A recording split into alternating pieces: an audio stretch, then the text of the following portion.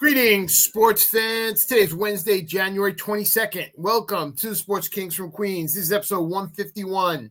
I'm Gino. I'm here with Kevin. I'm here with Darren. Please catch us wherever you get your podcasts. Make sure to like, subscribe, follow us on Facebook, follow us on Instagram, follow us on YouTube.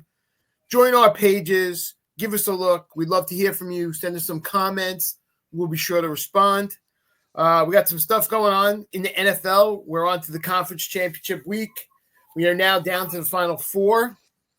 We'll go around the rest of the world of sports, but we're going to start it off. We crowned an NCAA football champion.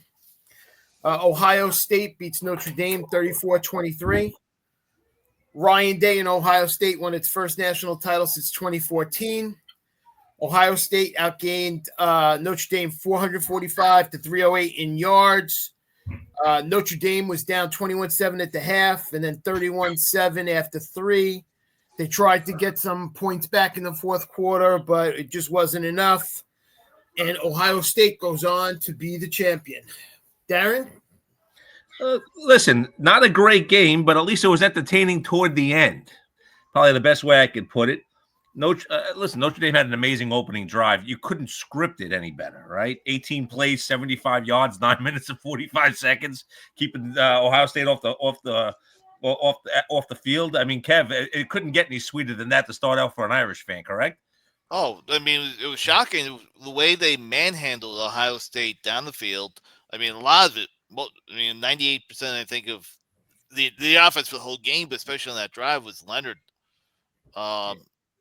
They converted 4th and 1 twice on that one. Yeah, I mean, he was great. 9 times for 34 yards. It was like they got just enough yardage to get it to 3rd and short or 4th and short every time, converted every time, and just fast-moving 9 minute, like I said, Darren, 9:45 off the clock. I mean, no better start than you could have asked for if you're a Notre Dame fan. Absolutely. So then last week I pointed out that, Notre Dame has to punch him in the mouth, and let's see how Ohio State responds. And Ohio State did respond. Yep. They went back 11 plays, 75 yards, and 6:05 they didn't finish their drive till the second quarter. Tied the game up at 7. Again, just one of those things where they have so much skill, and you watch Howard was very accurate. And Notre Dame plays man, and you play man against this team, and it's the biggest challenge you have. I mean, they played hard, but it was a little bit strange, Kevin. From there, it just seemed like, Ohio State was untouchable. Correct? Yeah, I mean, the next 2 drives, Notre Dame got hurt by their own penalties, the false start and the hold to force the 3 and out. Ohio State almost the same as the first drive, 10 plays, 75 yards in 6 minutes. Judkins capped that one off, and then the next drive they got into a 3rd down, and it was a bad snap. Leonard fumbled it, recovered it, but they had forced another punt, so it was another 3 and out. And the defense at that point, after back-to-back 3 and outs and the long drives, they were dead. And Ohio State goes down and scores right before the end of the half to go up 21-7. Another 80-yard drive. Yeah, I mean, it was just long drive after long drive, and Judkins was the guy. G? Yep. They only had – Ohio State only had 3 first-half possessions. They scored on all 3. Yeah, both games. And then you get into the third quarter. They have 2 possessions. There's a touchdown and a field goal. Well, the first one, they get the ball to come out of the half. And after all the long drives, this one was 5 plays, 75 yards. It wasn't much of anything. 70-yard run by Judkins just kind of – put him in play. I think it was the second or third play of the drive, and that was that. But basically, Notre Dame couldn't stop them. They scored in their first 5 possessions before giving the ball up in the third quarter on the fumble, which Kev was just talking about. And then in the fourth quarter is the first time Ohio State punted, and then they added that late field goal. But, they basically got to the fourth quarter without even punting. The guy had 1 punt the whole game. So listen, they were in the second possession of the third quarter before he threw an incompletion. I mean, you had a lot of things that were going right for Ohio State and Notre Dame. I mean, the one thing I know, they had a couple of sacks in this game, Kev, but they really didn't get pressure on Howard. No. And without Riley Mills, it didn't show against Penn State, but it showed here And watching this game, I caught myself thinking that Penn State might have been a little bit more of an effective game in this matchup just because of the knowledge of the two teams. Not saying that, Notre Dame wasn't worthy. They certainly were. But I caught myself thinking to myself, wow, Penn State probably defenses this team a little bit differently and a little bit better because they did play them earlier in the year, even though it was a home game for them. Yep. But so then we go 28-7, right? Notre Dame goes for it on the fourth down. They really don't. They do the fake punt. At their own 27, I understood why they did it. Pass wasn't great, but it wasn't awful. But he didn't hold on. Incompletion. You give him the ball at the 27. Boy, you love to see him make that catch. It was to see him make the catch. Like you said, not a great pass, but catchable with some effort. The ball was in his hands. It was low. He was diving, the whole thing, but he's got to come up with it. And for the first time all day, Notre Dame holds him to a field goal. So it's 31-7. And then Notre Dame shows some life, right? They get the pass interference on the 3rd and 19 that keeps the drive alive. Then they hit Greathouse, who had a huge second half. Oh, huge, and he played great against Penn State. Greathouse, only a sophomore. You're going to be hearing his name a lot. He'll be a top of the draft kind of guy, the way it looked like he played against Ohio State the other day. And so they get the 34-yard touchdown to Greathouse, convert the 2-point conversion. It's 31-15. So you're saying, all right, probably nothing, but at least they're showing a little fight. Yeah. And Ohio State starts to move. They pass to Egbuka. And what a strip play by Bowen as they're inside the 30. And they recover it. And you're saying, oh, wow. Because we were just texting, and I was like, they need a turnover. Flat out, they need a freaking turnover. You can't do it with 3 and outs. You need to do something dramatic and change the momentum. They get the turnover, and they move the ball. Big pass to Greathouse for 30 yards on 3rd and 9. They convert a 4th and 5 to Greathouse down to the 11. They get the defensive hold down to the 8, and then all of a sudden they go backwards on 3 plays. They lose a yard running, a couple incompletions, and then they go for the field goal. Now, this is thoughts on it, Kev? Thoughts on the field goal at that point? You're still down 16. I'd rather go for it, knowing that if you don't make it, you're still paying them inside their 10-yard line. I thought they needed touchdowns at that point. If it was, because the field goal, you still need 2 touchdowns to win the game. Mm-hmm. If this was a 13-point game that cut it to 10, whereas a touchdown and a field goal with 2 drives to tie it, I could see it. When you're down 16 and you still need 2 touchdowns to win the game, I don't think the field goal does enough for you there. I agree. Yeah. No, I agree. I agree exactly with what Kev said, because the other thing you got to ask yourself at some point is, do you think you're getting the ball 3 times here? Do you think after this you're going to have 2 more possessions?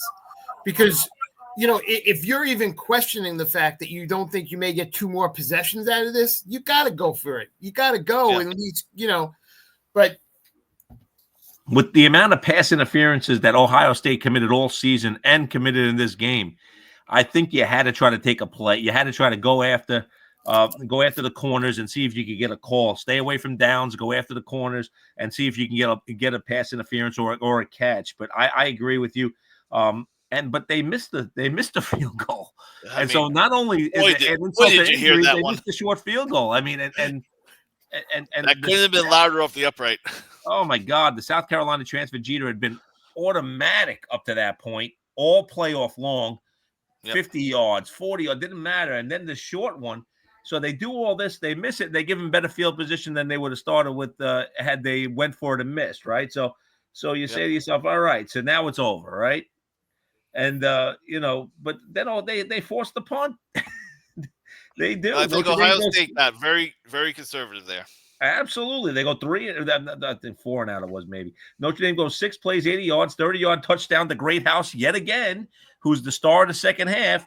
They get the 2-point conversion again, 31-23, and you're saying, wow, if they would have went for it, it could be a different situation. Or at worst of you're in the same spot, but it could have been better, but they missed the field goal. But then Ohio State gets the ball back, and then on the 3rd and 11, Kev, they go up top. Everything that we said that they wouldn't do, they hadn't done in the previous drive, they decide to go for it all to Smith. And I guess that's it, right? 56-yard play to the 10. Yeah. They were conservative the first few plays. I mean, they were working the first few plays there. But then Notre Dame got the one series where they got couple of negative plays, got it to 3rd and 11, and sent the house. Left the corner on an island out there.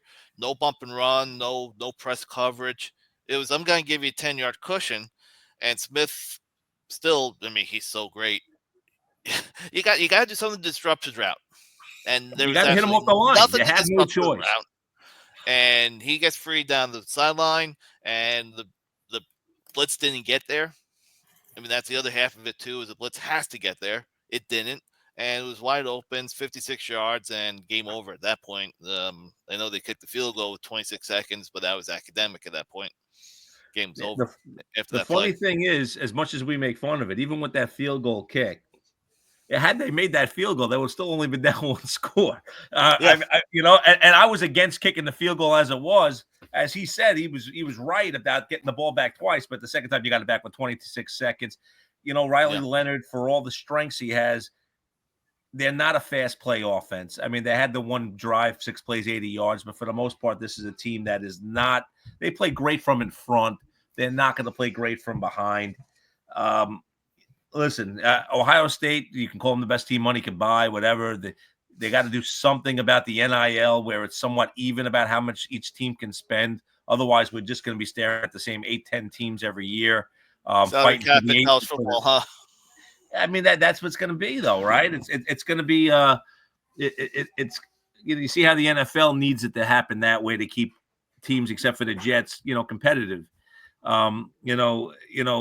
It only Major League Baseball and EPL allow you to go roughshod. Gino? You have your hand up. So I can't hear you. Okay. Playoffs are over. Playoffs are over. Was this now a success? Can we call the 12-team playoff a success? Overall, yes. Games may not have been that great, but I think the concept is a hit. Listen, the reality is that Penn State Notre Dame game alone was one that kept everybody gripped, and then you had Texas playing Ohio State the next night, and you had 2 great semifinals. The final game kept you watching into the fourth quarter. It was only the first round that really sucked, where not one game was competitive. So I think the second round had some, but like you said, there was a couple good, a couple bad. Yeah, I mean, yeah. But the interesting thing was that I think I liked the idea of the home field advantage in that first round a little bit. I kind of enjoyed that. I think that we're going to go to 16 teams because there's too much money in it not to.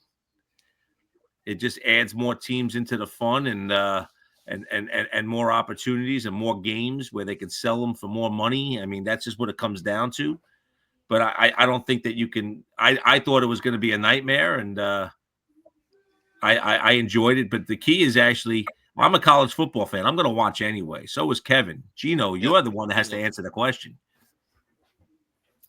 Listen, I think it was a great success. I mean, you got me watching. I think we all agree that there's probably a couple of tweaks to the system we want to see. One has to do with the seedings, and there's a couple of things, but I think for the most part, it did what it was supposed to do. You got me involved, and then I'm the one. I was the guy who's interested in it, but not crazy interested in it, who hated all these other bowl games. And you got me watching, 11 games here. The funny thing is you always watch the championship, and you might have watched little parts of other games, but you never made an appointment. You made an appointment this year. You made it kind of like something you tried to watch. But what you said about the seedings is so true, because they seeded it all out. And all you need is one thing to stand out. The 8 seed was favored over the 1 seed.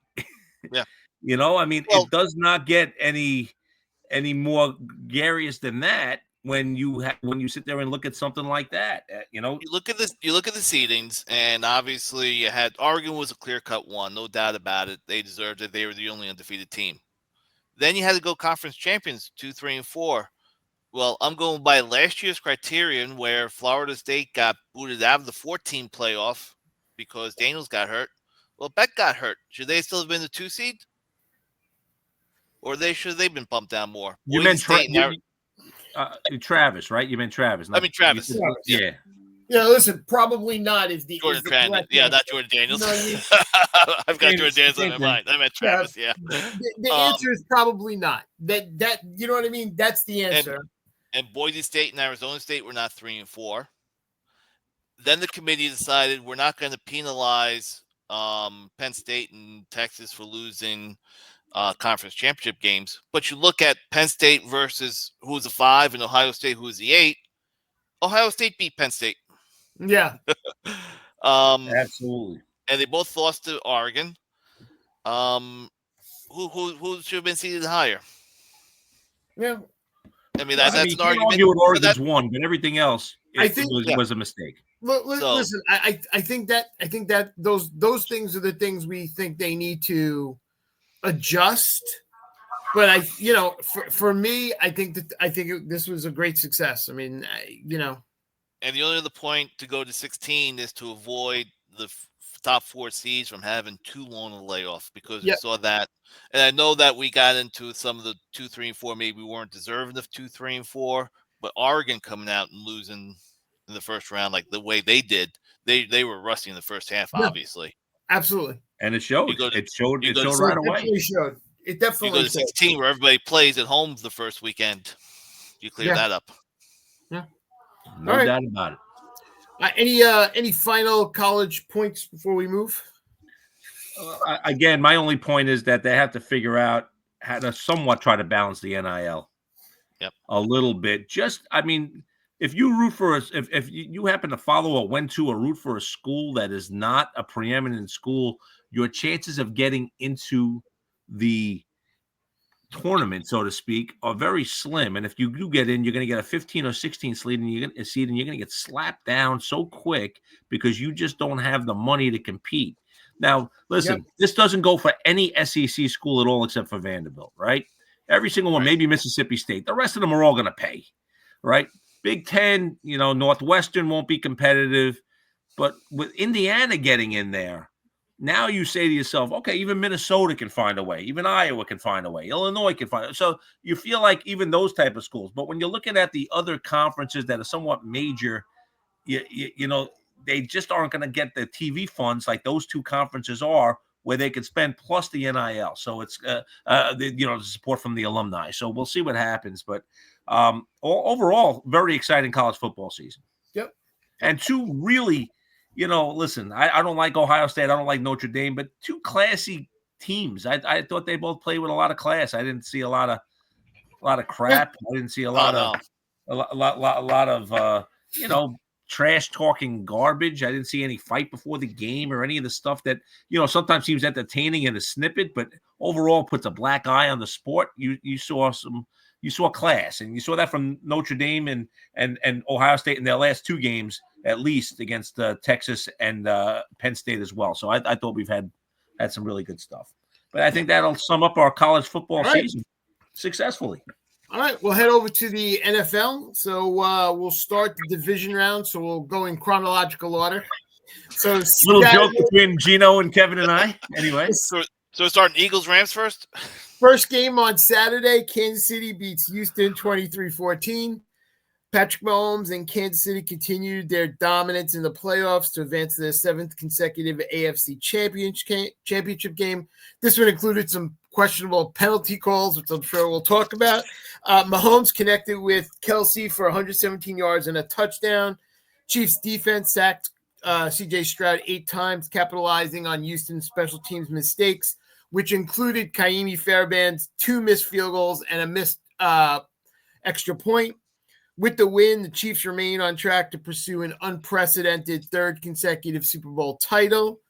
Darren? Yeah.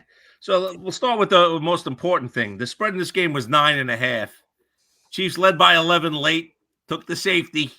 Now, some of us got the bet in at 8.5 and are just fine. But others that might have bet closer to the game were probably very, very upset. That late safety killed some people and elated some others. Just a thought. I think the bookies did very well with that, in my opinion. Game was very much scrutinized due to the calls, like you said, and it didn't seem like they were favoring the Chiefs on these calls in particular. Also, but the Texans didn't lose the game because of penalties called. No. They lost the game because they missed 2 field goals. They missed an extra point. They had 8 sacks against, and they scored 12 freaking points. You lost the game because you scored 12. The penalties did affect some points for the Chiefs, but you scored 12. Kev? And to add to the special teams, not just the kicker, but the kickoff return on the opening kickoff.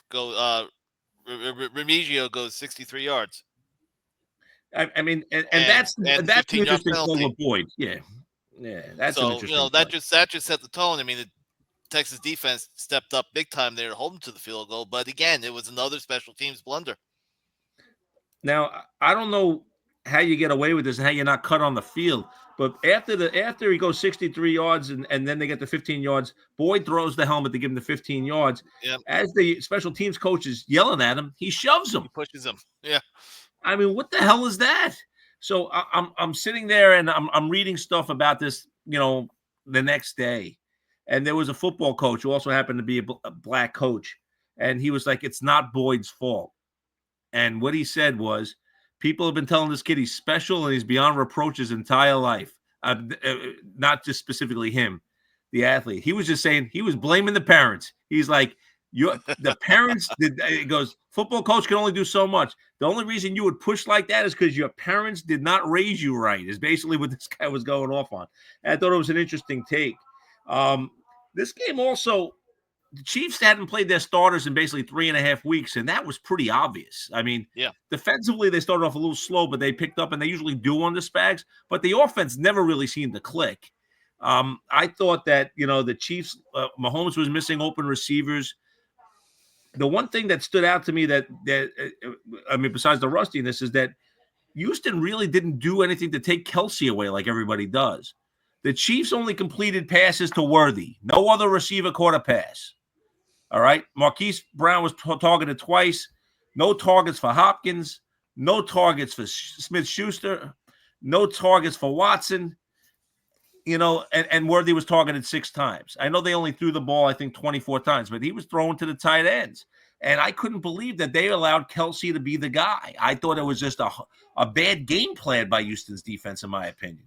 I mean, they gave up 212 yards, and 117 was to Kelsey? Mm-hmm. Yeah, 117. That was 90-something yards for the rest of the offense. You're right. I mean, listen, you got to remember they ran backwards 18 yards on the last play to kill a little bit of that. But even still, we're talking about 108 yards for the rest of the offense. Same thing. Yeah, you know what I mean.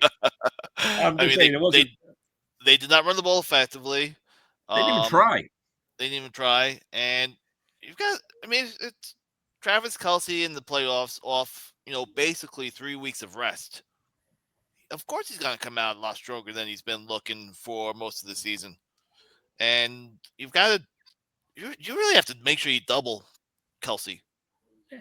Let the receivers beat you at that point, right? I mean, I don't know. Hell, it just made no sense to me.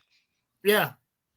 I mean, the one thing I'll say is, and Mahomes did not look good. And listen, the first field goal the Chiefs got, there was a penalty on hit him in the helmet on a 3rd down that would have gotten him off the field. Now, from the refs, I sound like a Chiefs apologist here. Will Anderson did nothing to try to lower his head and not hit him. No, when his follow through he hit him second up there. You can't sit there and say that the referee, not in super slow-mo, is going to necessarily catch that one. I didn't find that one as egregious. It was wrong, because when we got to watch it on super slow-mo from a different angle than the refs at, you see he hit the chest first, and then he hit him in the head. That's why they couldn't overturn it, because he did effectively touch the head, and you see the head jerk. That's why they called it. Like you saw Chris Jones make a sack, and he comes in on Stroud, and he lowers his body. Will Anderson didn't do that. He's a young player, and maybe he just didn't think about it, but he stood straight up and ran like straight into him, but he hit him in the chest first. It shouldn't have been called, but that gave 3 points to the Chiefs, right? Yep.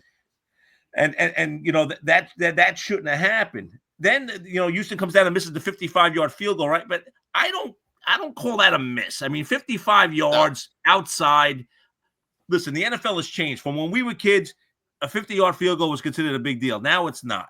Now, to me, 55 and beyond are the ones that are tough. If you're 54 and within, I expect my kicker to make it. I'm at that point now. Be honest with you, I just am. It's changed dramatically. Outdoors in 10-degree weather? Why are you trying a 55-yarder? It's a 50. He's got the leg, but you can tell it shattered his confidence, G. He didn't seem like I agree. He was a mess after that kick. He missed it by so much that he didn't know how to read the wind. I don't know. I wasn't listening to Feely at that moment, so I don't know if he was saying he struggled before in pregame. I don't know what was going on, but you had that. The Chiefs, then they get the big play to Kelsey to get him in position, and they go up 13-3 on the pass on the run by Kareem Hunt. A 49-yard pass to Kelsey. He gets and then Kareem Hunt punches it in. They're up 13-3. They're playing like crap, and they're up 10. And it was just kind of surprising how that happened. Houston gets the 3 back, the 24-yard pass to Mechie, but a sack by Wharton and a holding penalty. They have to settle for a 48-yarder, which Fairbairn hits. So it's 13-6, and you're saying, okay, we got a game. And Houston gets the ball to start the second half. And they go down the field, and they have a great drive.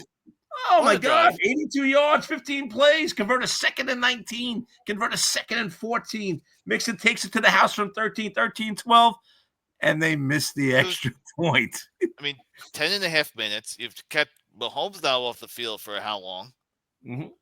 And, just like Notre Dame started the game with an impressive drive, this was a equally impressive drive to start the second half of the game. And like you say, you just take the air out when you don't tie it. It was ridiculous, right? Then the Chiefs have their best drive of the game, but it's all aided on an egregious call, actually, not a questionable call. First one I could call questionable. This one was egregious.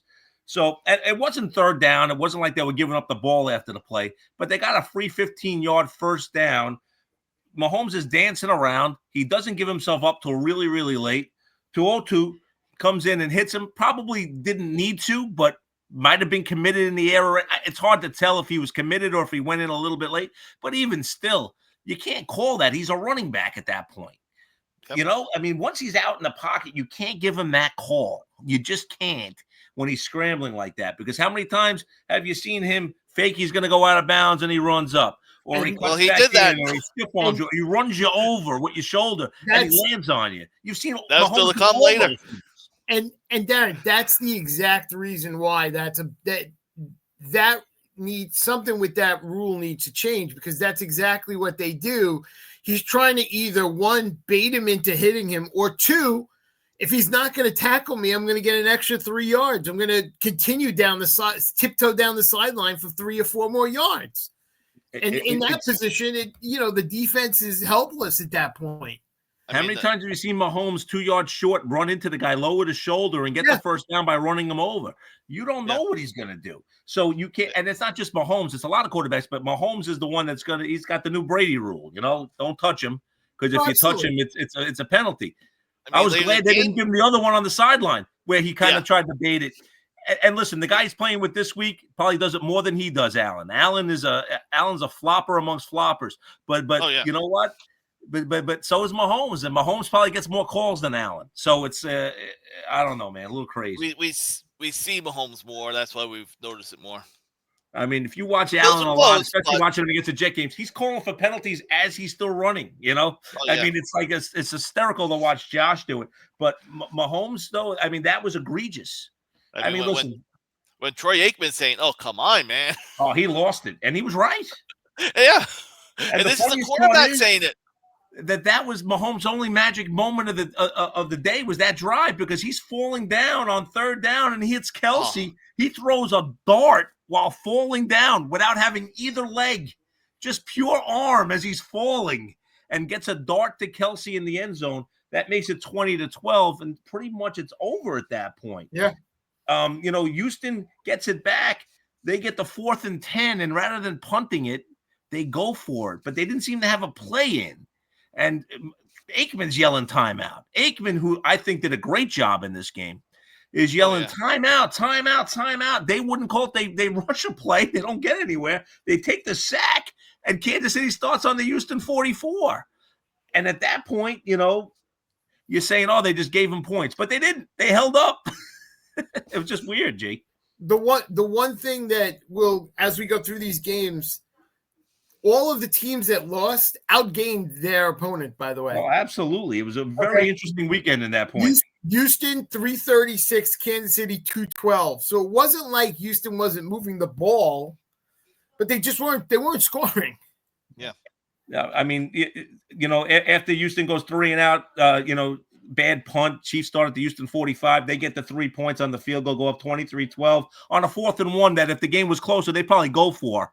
And it was actually just a bad job by Worthy. He would have had the first down. He just fell down. He had the first down.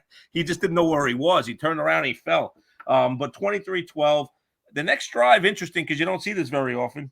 Kansas City had 4 sacks on a drive. How often do you see 4 sacks on one drive? And blocked the and then Houston still drove down the field. And Chanel blocks the field goal because he kicked it so low.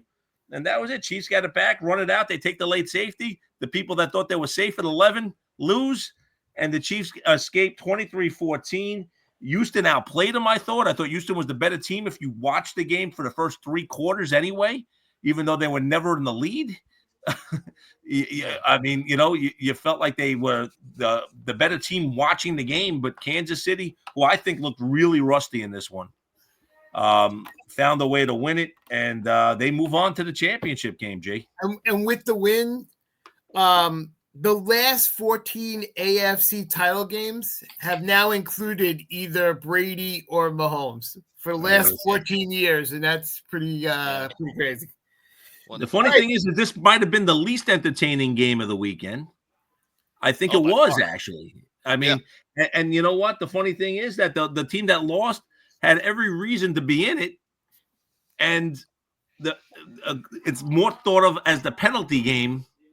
Even though the penalties don't necessarily reflect the outcome of the score, than it was about the Chiefs winning a game.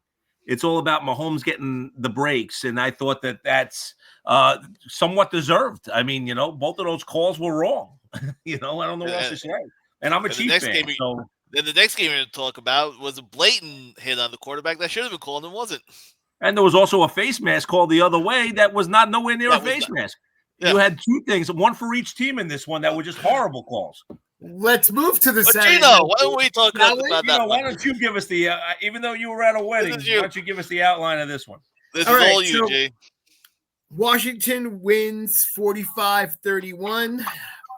Rookie quarterback Jaden Daniels and the 6th-seeded Washington Commanders shocked the top-seeded Lions with the victory, advancing to the NFC Championship for the first time in 33 years. Daniels dazzled with 299 yards passing, 2 touchdowns, 0 turnovers. He also ran the ball 16 times for 51 yards. Washington running backs had 182 yards and 3 touchdowns, 2 by Brian Robinson, 1 by Jeremy McNichols. And by the way, some of those yards were some great yards picked up by Austin Eckler. While the Washington defense delivered 2 of their 4 game-changing interceptions to fuel the victory. For the Lions, Gibbs, 14 for 105 and 2 touchdowns on the ground, 6 catches for 70 yards receiving. Amon-Ra had 8 receptions for 137 yards, but they also committed 5 turnovers in the loss. Washington now, after overcoming long odds and defying expectations all season, advances to the conference championship. Couple of points in the game. Both teams combined for 42 points in the second quarter. Washington 28, the Lions 14. Yards, Detroit 521, Washington 481. Still outgained them, but closer. Washington, and we talked about this, they had to have the ball longer periods of time. Time of possession, Washington 34, Detroit 26. That's my update. I'm one happy guy. I'll tell you right now. I'm shocked. I got asked the next day after this. I was with some family, and they asked me, okay, you're playing next week. Who do you want to play? Do you want to play Philly or do you want to play the Rams? And I said, you know what? I don't care because the team I thought was the best team out there, we just beat last night. So I didn't really care who they play. But listen, it's a great victory for the team, I have to tell you. Darren, want to start it? Yeah, a couple quick things on this one. I thought it would be a 14-point game. I just had it the other way. I really did. I thought Detroit would pull away and get the 14-point win. I didn't expect it. Washington's offense was incredible this entire game. First drive, they get down the field, 4th and 1. They go for it from the 28. They try Mariota. Does not work. Doesn't even look like he's trying. I don't know why. I don't know what it looked like. It's like somebody grabbed his leg or he was in quicksand. He didn't even move. And then he was like, don't worry about it. I was like, you got to take the points. Got to take the points. But they didn't. Yeah. And he didn't do it all game. So it didn't matter. Detroit, makes it look easy early on, right? I mean, they're just making chunk play after chunk play. You can't touch Gibbs. Montgomery looks okay. Jameson Williams is faster than everybody else. St. Brown is open. You're sitting there, doing that. Gibbs gets in from the 1 yard out. They make it look easy. They're up 7-0. Washington answers with the field goal, 7-3. Then this is one of the first pivotal plays of the game, right? Detroit's moving down the field easy. They get down to a 3rd and 1, and you get the sack fumble. Doris Armstrong gets him. Louisville recovers it. I thought they were going to go up 14-3 at that point. They were just moving so easily and effortlessly, but they get nothing out of it. And then Washington answers with a big play to Brown, who didn't have a ton of catches, but every catch he made seemed like it was for 20 yards plus, right? He was there. They go for it on the 4th and 3 from the 9. I would have kicked it, but they went for it and they made it. So it didn't matter what I would have done. Ertz catches it. They get in. And then they get a PI in the end zone, and the next play move a little closer, and Robinson gets in 2 plays later. They're up 10-7. But Detroit answers right back, and an amazing catch by Laporta in the end zone. I didn't think he had any shot at it. That was beautiful. Oh, my God. I was like, this kid is great. But then Washington says, screw you. 3 plays, 70 yards, 58-yarder to McLaurin. They go up 17-14. I'm like, wow, this is fun. This is just opposite of the first game we saw where there was nothing but lack of execution. And then we get the pick 6, and Kev, you pointed it out, the egregious hit. Yeah, I mean, wouldn't have negated the interception. It was during the return, but you've got Goff not really part of the play, and the defender comes back and helmet to helmet. I mean, that was so blatant, helmet to helmet, and nothing called. I mean, that's the type of stuff that drives the NFL fans crazy about what Holmes gets and what other quarterbacks don't. I got to be honest. I just think they missed it because I even think like jet quarterbacks would get that call. That was how bad that one was. I don't think there's any way. I just think they missed it, but they shouldn't have. But it doesn't matter. And they were up 24-14. And the Detroit answers so quickly. 3 plays, 73-yard. Jameson Williams looks like he's toying with everybody as he goes down the field. And it's 24-21. Nobody could touch him. It was ridiculous. But then Washington again, another 38-yard pass to Brown. They get it there. They touchdown pass to Ertz, and they're up. I mean, it was like, oh my God, it was like watching a track meet. It was great. And then Detroit drives so down the field so quickly, but Goff gets picked off in the end zone.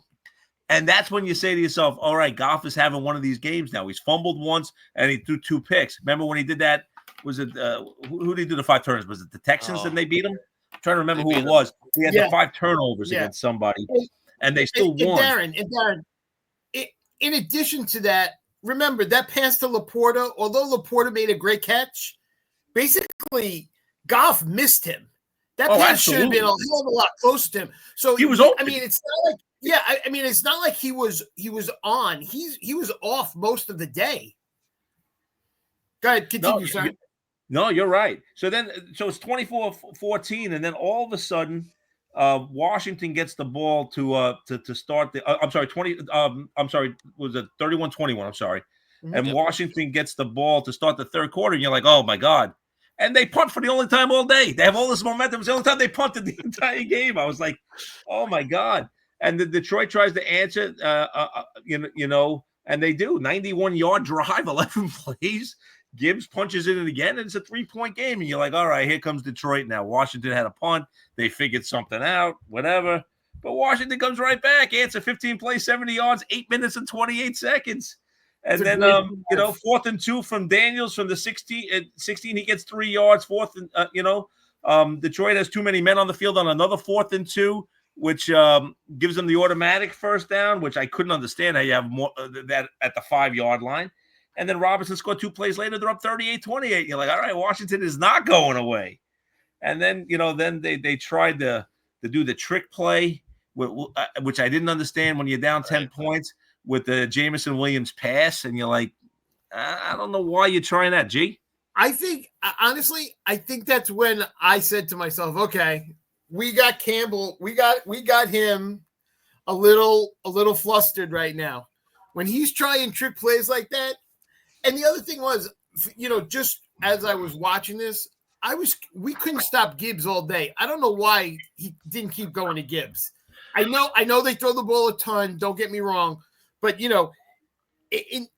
had 14 carries. He had 8 receptions. He touched the ball 20 times. We couldn't touch him. He had 175 yards and 2 touchdowns in this game. Yeah, I mean, Detroit is weird at the way they call games because you'll see games where they just run it, and don't throw it at all with Goff. And this game, I know that they were trailing by 3 points a lot, maybe 10, but they were running the ball so effectively. And you can run on Washington. That's been one of the things all year.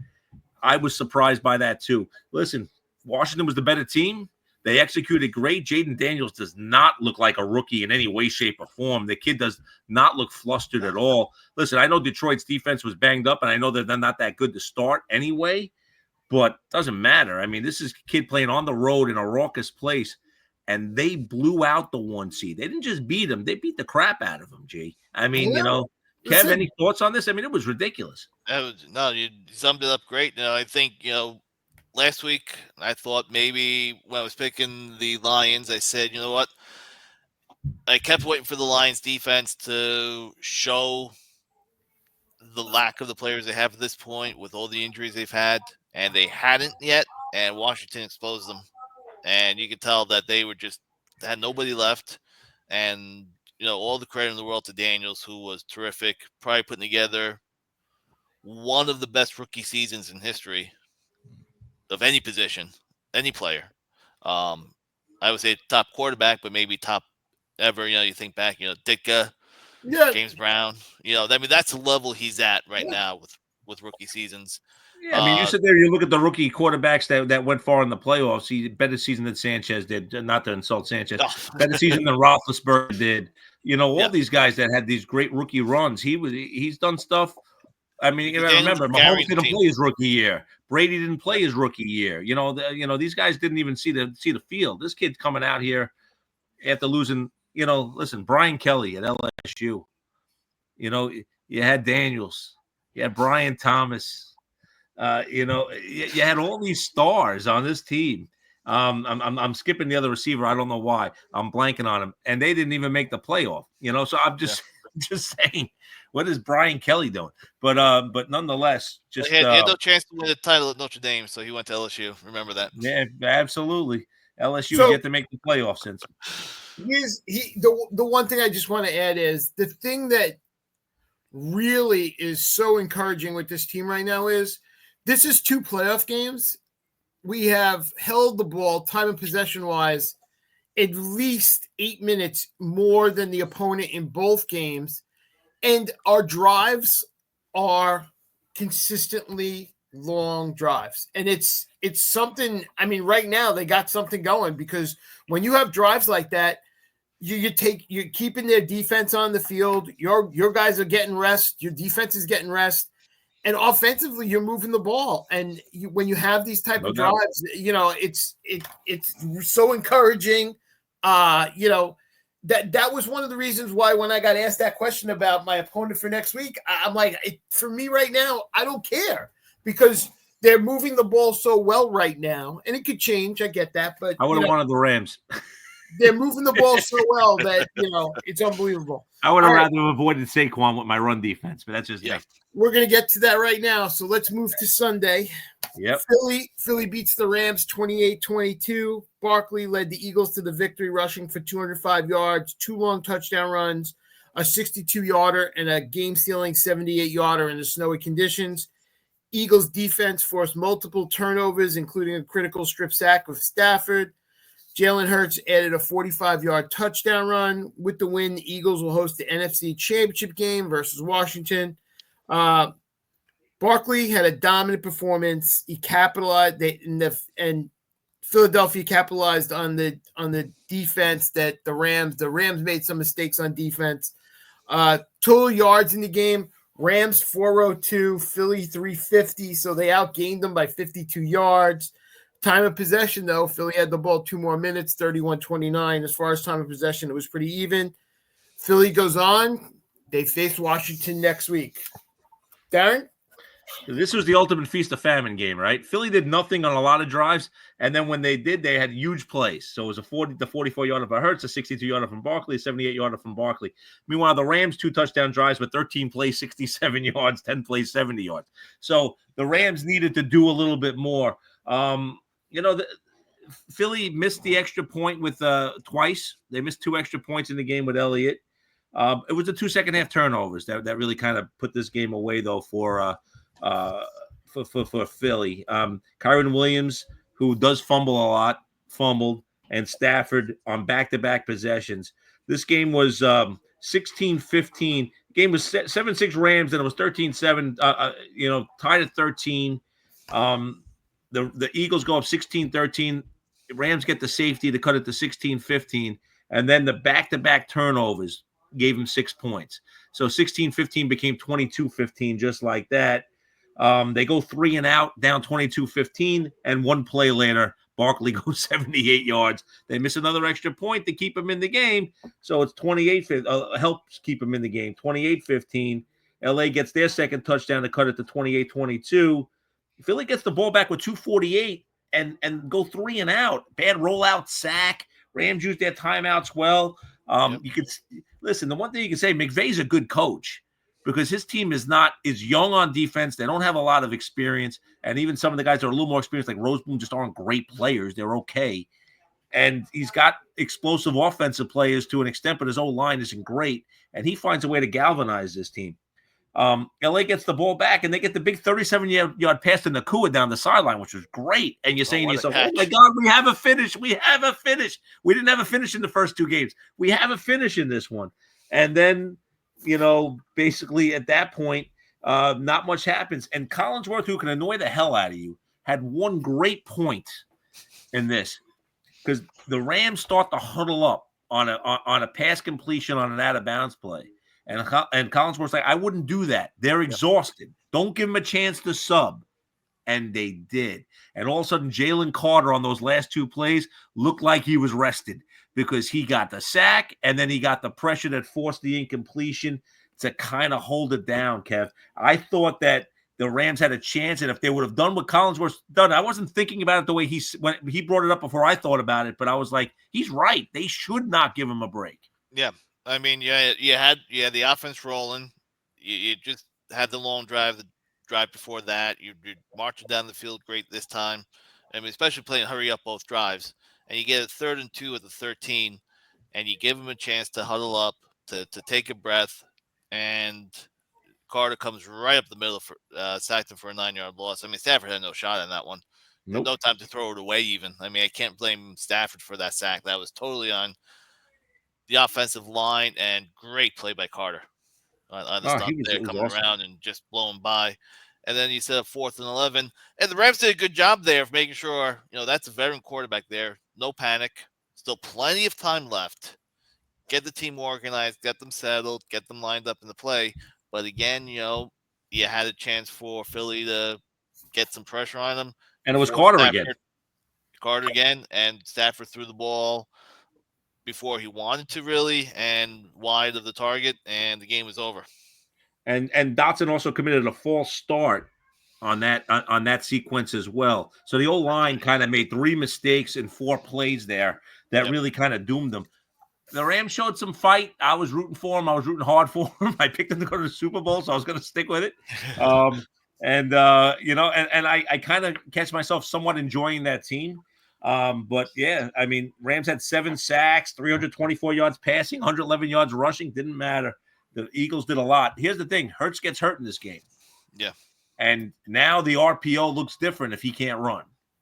I mean, we'll talk about that as we preview the next one, but I'm just saying. Very careful with even with the tush push. They stopped doing it. They stopped doing it. I thought, the Rams looked great in the first half.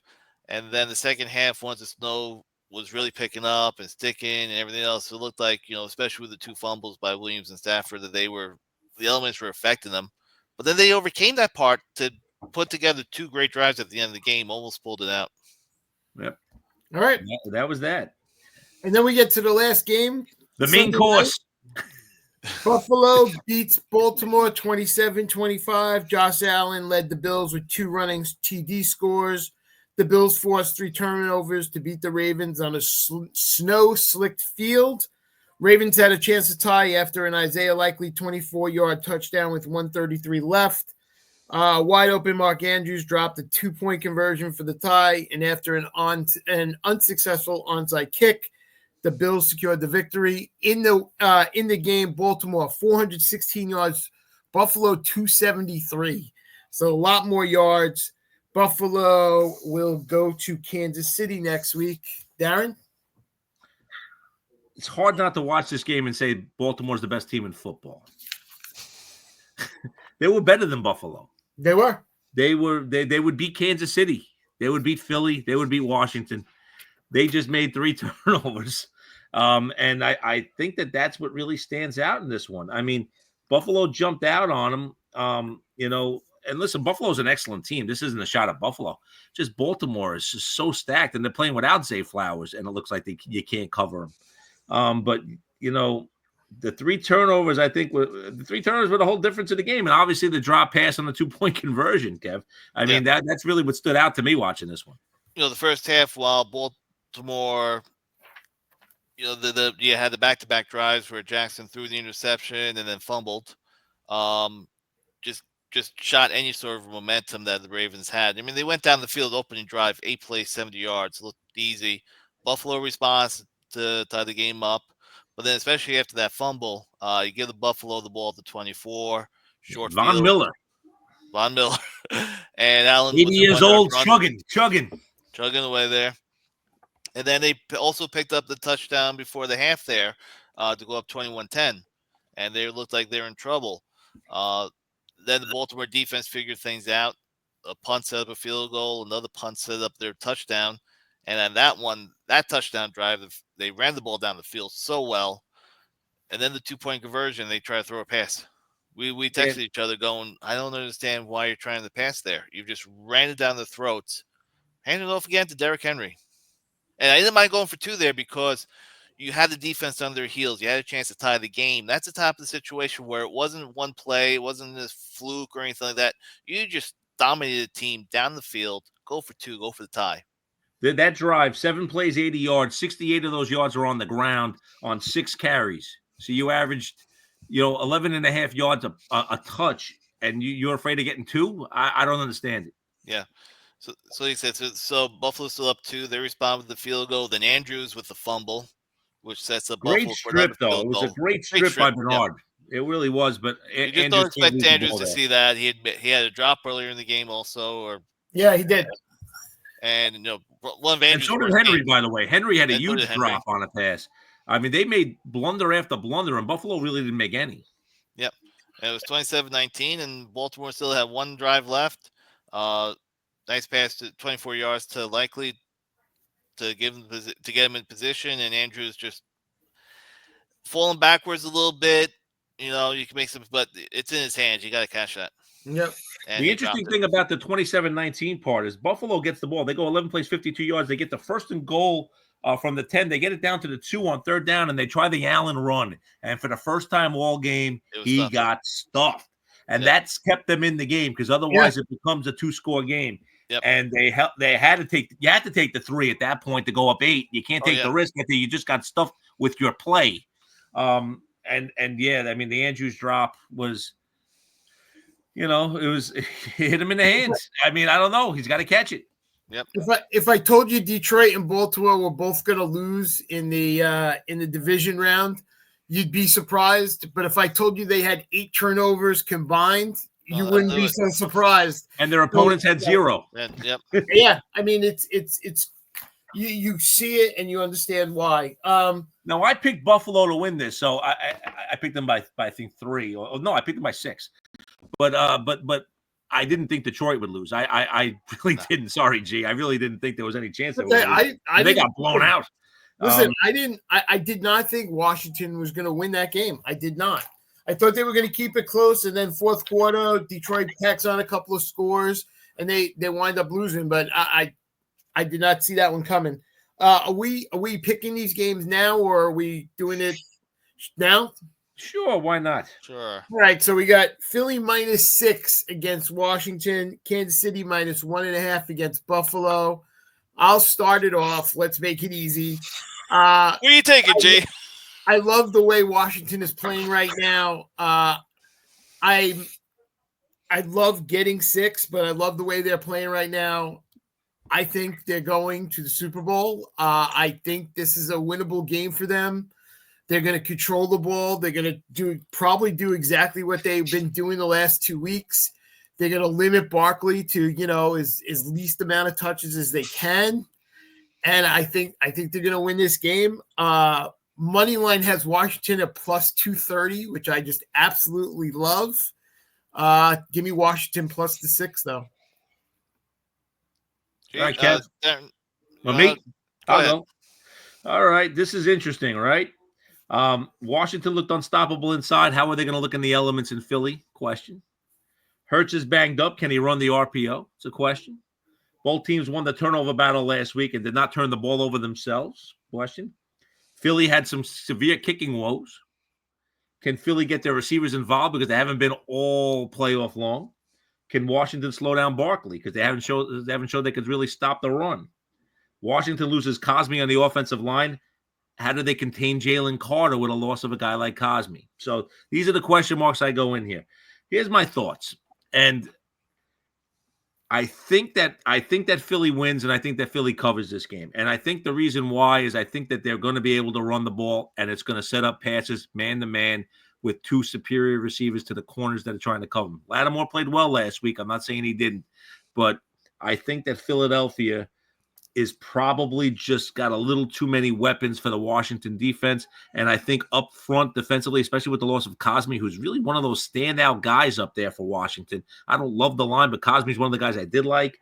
I think that Jalen Carter's going to wreak havoc, even with the double teams. I think that they're going to put pressure on Daniels, which does put him in trouble. I think that Philadelphia is going to win this game. I think it's going to be, I'm not saying it's going to be a blowout, but I think it's going to be 31-20. 31. Yeah, 31-21. I'll give the score as. So I'm going to take Philly -6. Kev? Boy, that injury to Hurts scares me. That's one thing that could slow down this Philadelphia offense.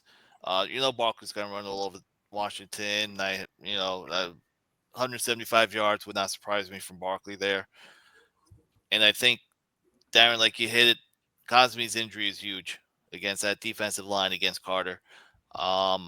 I think Daniels is going to do enough to escape a few times, but they're going to get him enough to slow down the offense to keep him under 30. If you can believe that's going to slow him down. I think Philly does cover. I think it's just barely. I think they do win by a touchdown. Somewhere in that 31-24, 34-27 type of thing, final. But Philly just barely covers. They win by the touchdown. Okay. I am rooting for Washington. In case anybody's curious, I do not root for Philly anything, and it's not because of Geno. One thing you said, Darren, that when you talk about the Philly offense, you could have said the same thing about Detroit's offense last week. The Cosme injury has me worried. I will tell you that. But okay. And in the other game, Kansas City is a 1.5-point favorite against Buffalo. I think this is where Buffalo breaks the curse. I think this is Josh Allen. I think they finally get it done. And I think Mahomes is a little bit off. And just him being a little bit off means that Kansas City loses this game. I'm taking Buffalo plus the 1.5. I will tell you Buffalo is plus 105 on the money line. And if I decide to parlay Washington plus Buffalo, the parlay on the money line is plus 576. Which is some crazy odds right now. So, but give me Buffalo plus 1.5. Kev? Gino, I'm going to agree with you there. I think Chiefs looked rusty last week. I think they shaked off some of the rust, but I don't like this passing attack. I think with Buffalo, their linebackers have gotten healthier and have come back during the year. I think they're getting into rhythm here. I think they'll find a way of at least slowing down Kelsey. And by slowing them down, I mean, 6 catches for 80 yards is slowing them down compared to the 130. Unless Mahomes could get somebody on the outside, I just don't see them being able to consistently move the ball. Cook is running real well right now for the Bills. I think they've got enough playmakers outside, and with Allen's scrambling ability, I think Buffalo pulls this one out. I think they're going to win in that 21-17 type of neighborhood. Okay. Now it's down to me. Darren? So can the Chiefs keep Josh Allen in the pocket? Can they keep him from running outside? Can Buffalo get the big game from Cook that they need? Because last week they didn't even try to throw much. They were really running the ball almost the entire game. Can Kansas City get the receivers involved, much like you brought up, Kev? Because they're not going to be able to do it with just Kelsey. And I think McDermott's smart enough to take Kelsey out of this game. And don't you just think it's Buffalo's turn? I mean, I don't. Kansas City 23, Buffalo 20. I think the Chiefs find a way. I think Buffalo's better. I think that for some strange reason, sometimes getting over this little hump is not that easy. Yep. Would I be surprised if Buffalo won this game? No, I wouldn't be surprised if Buffalo won the game by 14. I think Buffalo's really good. I just think Kansas City's got this little magical thing on them. I think they find a way 23-20. Chiefs win and cover. Okay. For the first time all season, I have two favorites and Gino has two underdogs. That is true. Kevin, as usual, splits the middle. Yep. I'm rooting against both of your teams, or picking against both of your teams.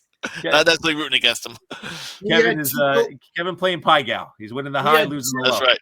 We had two NFL coaching hires. Ben Johnson goes to the Bears, leaves Detroit. Aaron Glenn leaves Detroit, goes to the Jets. Kev, I'll give you the floor. Aaron Glenn wanted the Jet job, and he got it. I'm not saying Detroit's defense has looked great. I mean, they were looking better to start the year. The injuries just weighed them down towards the end of the season. Aaron Glenn had nobody left on defense to play. That being said, all the positives that you hear about him, fiery guy, everything else. He's a former Jet first-round pick, going back 30 years.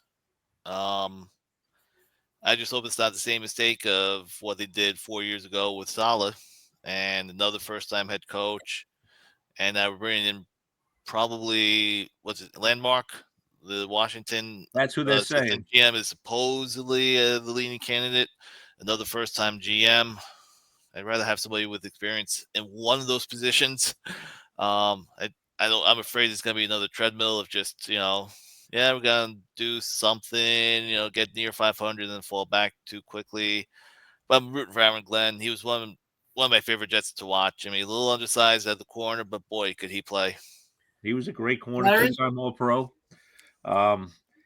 Listen, I'm happy with the Aaron Glenn signing. I know that it's not how you draw it up. I know it's, you want to have an experienced coach. I was a little surprised they didn't even interview McCarthy. I thought that would be a guy you'd want to look at. The Newmark thing, everyone says he's a great guy with lots of contacts, 26 years in the front offices. People say a lot of things between Detroit and Washington, and had a lot of involvement in bringing both Johnson and Glenn in.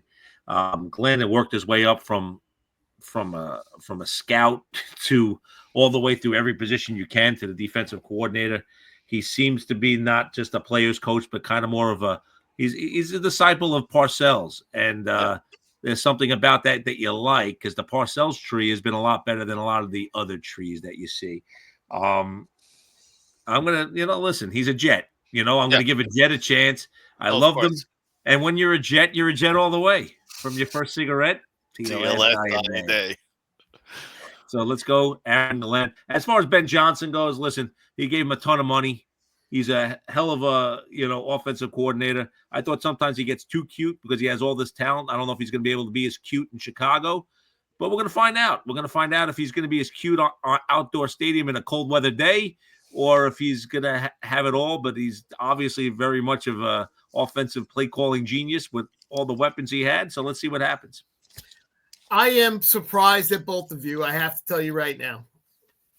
I can't believe that you are okay with this. And I think part of it is because he's a Jet. He was a Jet. He played for the Jets. Absolutely. I'm biased as hell on this. I love Aaron Glenn as a player.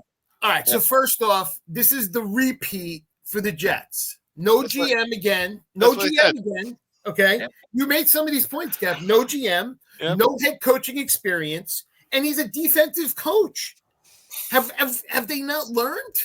Well, here's the thing. They're different coaches, though. Saleh was a rah-rah guy who didn't even try to get involved in the offense. Glenn is going to be a guy that does get involved in the offense. Darren, since Rex Ryan, it was Todd Bowles, the defensive coach. It was Adam Gase. Yeah, Adam Gase. Come on. It was Miami. It was Gase, a Miami head coach, but a defense. He was an offensive coach before that, who was a bad head coach. But again, no GM, no experience. I don't know. Glenn would have been my third choice. I would have had McCarthy and Flores ahead of him.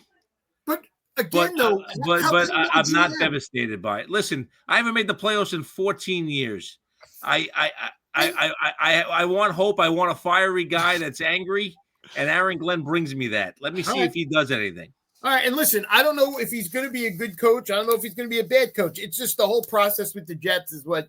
It's just we're down the same road. Yep. Gino, every point you've made is 1,000% correct, and I'm going to show optimism in the form of Jet. I know you are. I know you are. Regardless. His statement today was Jet fans get used to winning. Yeah. Okay.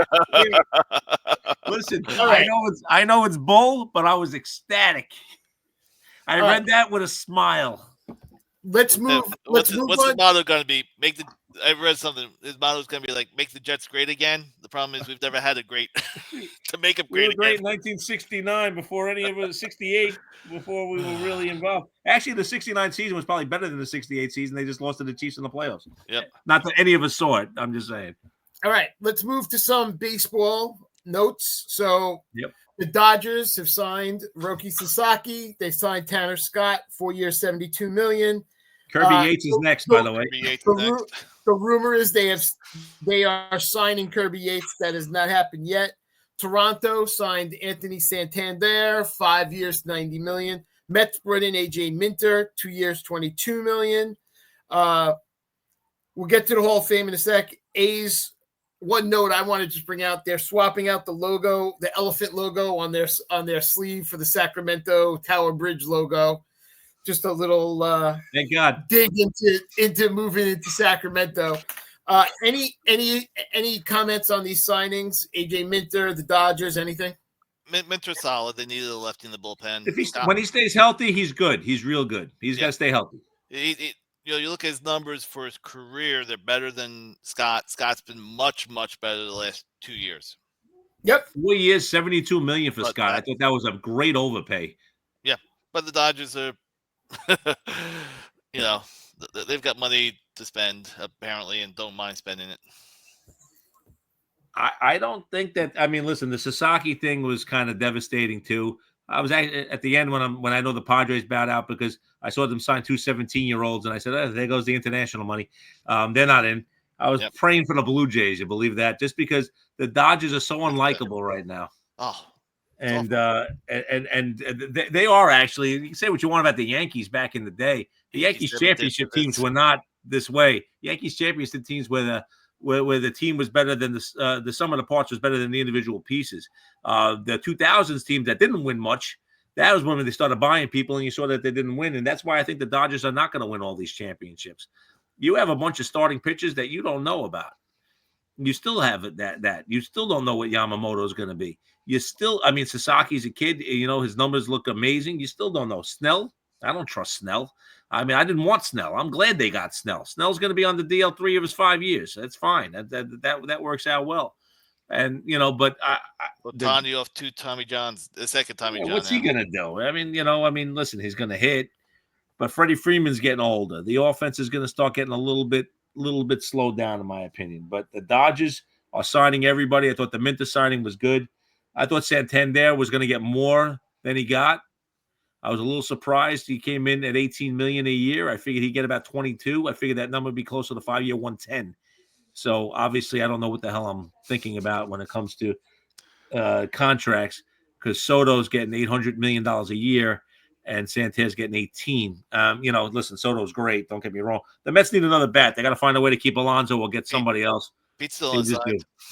Yeah, they have to find a way to bring him back, in my opinion. Yeah. Yeah, I'm surprised that a lot of these mid-level teams did not even try to make an offer to either Tanner Scott or Kirby Yates. You know, the Baltimores, the Kansas Cities, Pittsburgh, Detroit. You know, I gotta be honest. The Mets could use 2 relievers, not one. The Mets could have used it. Mets, I really wouldn't mind them going out 1 year for David Robertson. I mean, you know, I was need surprised. Another arm. Yeah, I was surprised that Tanner Scott and Kirby Yates lasted this long, and we heard nothing else with any other offers for any of these teams saying they wanted them. That was the only thing for me. You know, you got Baltimore's just one of those confusing teams. That, you know, we thought they were really close. You know, Kimbrel was a disaster. Did they come back and, you know, bring in Tanner Scott or bring in Yates? Somebody? No. You know, and the Dodgers signed him. So, yep. All right. The other baseball point was Hall of Fame inductions. They have now brought in 3 guys who will be coming in this year: Ichiro, CC Sabathia, and Billy Wagner. Ichiro to me is a no-brainer. Sabathia to me was close, but I thought he deserved to get in. Wagner's the guy that to me was close, but he's got great numbers. I don't know how much that means to you guys. I thought Wagner was probably a no if you really asked me, but he's in now. So what do you guys think? I think Ichiro, like I said, no brainer. I don't know who was one guy that didn't vote for him. I mean, why? Sabathia, you know, overall numbers. I mean, I did look them up. Boys, he's almost equivalent to Jack Morris. Slightly better ERA, but Morris has those postseason performances. You know, he's got that 1-0 game. What's CC's game? You know what? He carried the Yankees in 09, though. He did. He was the arm. They may not have been gems because A-Rod got a lot of credit for that year, but Sabathia takes the ball a lot. Oh, it was a workhorse. But you know, now you're splitting hairs. Hall of Famer, probably first ballot. You know, first ballot used to mean something when we were growing up, and now it doesn't. And Billy Wagner, you know, terrific relief pitcher, bombed in the postseason, 14 games, 11 innings, 21 hits, 10 ERA, almost a 2 WHIP. You know, the regular season numbers were there, but you know, again, he's just one of these, you know, good, solid, long-time reliever. Is he a Hall of Famer? I never watched him thinking, "Oh, I'm watching a Hall of Famer." I think we were spoiled. I think we were spoiled watching Mariano being in New York. Partially, but I never. I agree with you, Kev. I never looked at him and said, "Oh, he's definitely a Hall of Famer." No, I felt the same way. Billy Wagner should not be in the Hall of Fame. It's becoming the Hall of the Very Good. Now, Billy Wagner was very good. He was not great. You never sat there and say, "I'm watching greatness." Ever with Billy Wagner. Never. Now, before I get to the next 3 guys, I was looking at next year's ballot.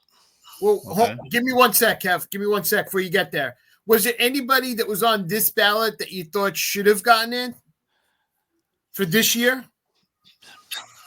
Maybe Beltran. You know, I'd say he was close, but I don't think he deserved to get in this year either. Andrew Jones? No.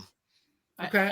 I think that we celebrate Andrew Jones as, you know, 1 World Series against the Yankees much greater than other people. He was a great defensive outfielder, but he hit 250 every fucking year. Yeah. Looking at next year, you know, Cole Hamels, Ryan Braun, Alex Gordon, Sin-Shu Chu, Edwin Encarnacion. Stop me when you say a Hall of Famer, please. There's no one there. Dick Markakis, Hunter Pence, Gio Gonzalez, Matt Kemp, Jason Kipnis, Dana Murphy, Rick Porcello, Matt Wieters, Jeff Samardzija, Chris Davis, Kelvin Herrera, Edison Volquez. None of them are Hall of Famers, which means Beltran's got a shot of getting in. Beltran, 70% this year, probably gets in next year. And again, Beltran was very good. But in this market, he's always going to be remembered for the bat on his shoulder on strike 3, which isn't fair because he was a very good player, but that's what a lot of Met fans will remember him as. Andrew Jones, you know, 66% this year, coming up to the last couple of years of his eligibility. He doesn't deserve it. 430 career home runs, but he hit 254. And to me, he had 1 year where he was a top 10 MVP. Yeah, he's one. Yep.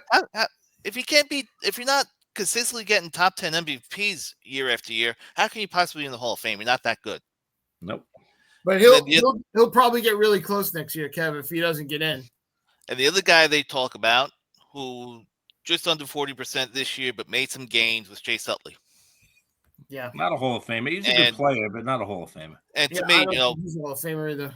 He's at 40. You look at the ballot next year, there are a lot of guys who are going to be looking at it, just trying to fill out more than just one or two names, and at least going to get some votes that way.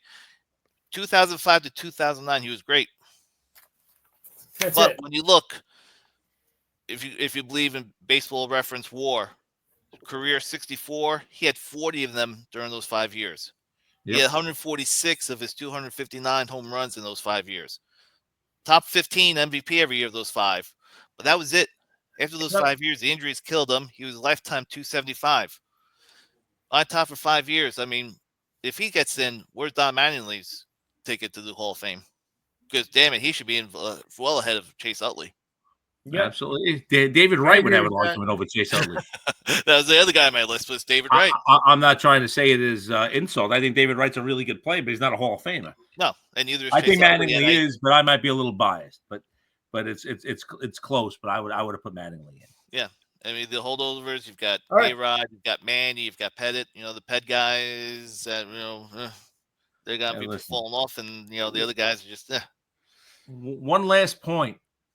The Dodgers should be thanking their lucky stars for one of the guys that made the Hall this year. Do you know who I'm talking about? Ichiro. Without Ichiro coming over and being the guy from Japan, that's the whole Dodger team now. The Dodgers are Japan squad, and Ichiro was the first. Listen, we had the Fat Toad, we had Arabu, you had Godzilla, you had Matsui, you had Shinjo come over, you had a bunch of different Japanese players, but Ichiro was the first. He was the trendsetter, and he was the guy that, you felt like he got a hit every time he was up when you watched him. He was a great, great player. I got one other. I want to just tell you guys one other thing, and that is a couple of weeks ago, maybe a month ago, I told you about the Pittsburgh Pirates offer for that Paul Skeens baseball card. Yep. Remember? Yeah. An 11-year-old kid in LA, California pulled the card yesterday. Oh, God. Wow. We do not know what the offer, if it's done, if it's anything. Anyone has offered him cash because then they would trade it in for that offer with Pittsburgh. We have no idea. But that card, that Paul Skeens auto, was pulled. That's crazy. And it was a week ago, last Wednesday, it was announced after we recorded our last week's podcast, Bob Uecker passed away last week. Boy, I mean, we grew up watching him on the Miller Lite commercials, of course, unbelievable in the movie Major League. His appearances on Johnny Carson's Tonight Show were epic. Mr. Belvedere. And Mr. Belvedere. He was a great listen, and he called his last call. Is the home run by Alonso, basically. I mean, unfortunately for him, yep. That's the last game he called. He was listen. He was heartbroken. You could tell. Yeah, you could tell. This guy's 90 years old doing the games. It's like Vince Scully. There's certain guys that just did the games, and you felt like their voices were going to be there forever to an extent. Even Sterling to an extent, but not as talented as the other two guys I mentioned. But I love John Sterling as well, just because of the listening to him for as long as we did. But it's a sad day. Bob Uecker was the major league stuff was just amazing, and the Miller Lite commercials were out of this world. His self-deprecation was amazing. Amazing. Any other sports points, guys? I got quick NHL. Okay. One team had a very interesting week last week. The Buffalo Sabres. So they played Carolina last week. They won the game 4-2. Ryan McLeod gets credit for a hat trick. Third period, empty net. He comes down. He slashed while shooting. Normally would be a penalty shot, but since it's an empty net, he gets credited for a goal. That means that for the period, Buffalo Sabres had 0 shots on goal, but scored a goal. First time that has ever happened since they started recording shots per period 1965-66 season. That's a good one, Kev. That's a great one. I did not have that one. You got me. You thought we both had it. 2 nights later, they play against Pittsburgh. Pittsburgh goalie, and I'm sorry, Alex, I'm going to screw up your name. Alex Nedeljkovic. Close enough. Close enough. He scored a goal from behind his own net, shot it down into the empty net, plus had an assist. First goalie in NHL history with 2 points in the game. So back-to-back games, Buffalo's been involved in something that never happened in NHL history. I just thought that was interesting. Very good. It very much so. Just one last point in tennis, because it's something to really talk about. Australian Open. Obviously, there's some good matches going on, but the Djokovic situation was pretty interesting. So last week, Novak Djokovic won his match, but apparently the day before, an Australian, columnist was heckling and insulting Serbian fans. So Djokovic is on the court afterwards, and they go to interview him, and he refuses the interview. And people just think he's, whatever. Everybody hated him from the vaccine thing and all the other stuff. So everybody always made a big deal about it. He got banned from Australia that year. Yep. So he addressed the media right away afterwards, before the narrative got spread, explained why he boycotted the interview, told everyone how uncomfortable he was with it. But he said he had to do it for his country. He had to do it for Serbia because he felt it was unacceptable. He will not do the interview until there's an apology by that particular journalist. So we'll find out how that goes. But I thought that it's nice to see people stand up on principle every now and again, because most people are afraid to do that now against an angry mob. And I kind of respected Djokovic for his candor and what happened. And then he goes out and the quarterfinal matchup against Alcaraz. Mm-hmm. He wins in 4 sets. 3.5 hours. Yeah. Pulls off just an incredible win, and he's into the semifinals looking to win Grand Slam 25, which would be the all-time record. He will go down as the best ever. He may not be the most popular, so he may not come out of people's mouths first, but he will have the records. Because the amount of time he's playing and the amount of consistency he has kind of reminds me of Ivan Lendl back in the day. Just not a lot of emotion when he's playing, and just a machine out there. But, we got a couple of Americans alive on the women's side. Obviously Australia is the one that people watch the least because the time switch makes it really tough. Yeah. You catch a few matches at night and then everything's overnight, so you really can't get into it.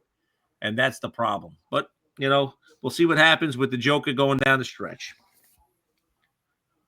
And listen, we have NBA and college basketball. We're going to get more into that next week, along with some NHL. And we're going to really get heavily into each of those 3 sports over the next 3 weeks, trying to, give you midseason reports on everything and the race for March, which I have a ton to talk about with that. So it'll be a lot of fun. And that's pretty much it for us. Gee, anything else? No, that's it. I'm good. Go, Commanders. We're good. All right. Gino, I hope your Commanders win. But this week was Go Bucky Go. Congratulations to the Ohio State Buckeyes for their national championship. Hadn't won one in 10 years, so good for them. We are the Sports Kings from Queens. I'm Darren here with Kevin Gino, talking about the wonderful, wild, wacky world of sports. A wacky world where some quarterbacks get penalty calls and some just don't. Please download the podcast anywhere you can get a podcast, whether it be an Apple product, Spotify, TuneIn, Audio Boom, whatever you like. Also, don't hesitate to follow us on Facebook and Instagram. We'd love to have you. Also, comment. We're going to be posting about the games this weekend. Tell us who you think is going to win. It's not like we're holding you to it. And without any further ado, may your sports be with you.